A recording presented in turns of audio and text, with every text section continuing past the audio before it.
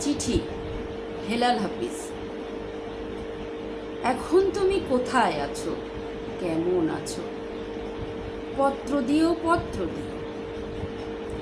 এক বিকেলে মেলায় কেনা খামখেয়ালির তালপাখাটা খুব নিশীতে তোমার হাতে কেমন আছে?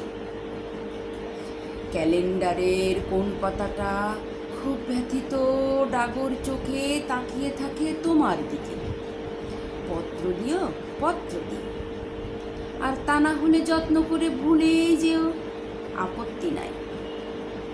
গিয়ে থাকলে আমার গেছে, কার কি তাতে? আমি না হয় ভালোবেসে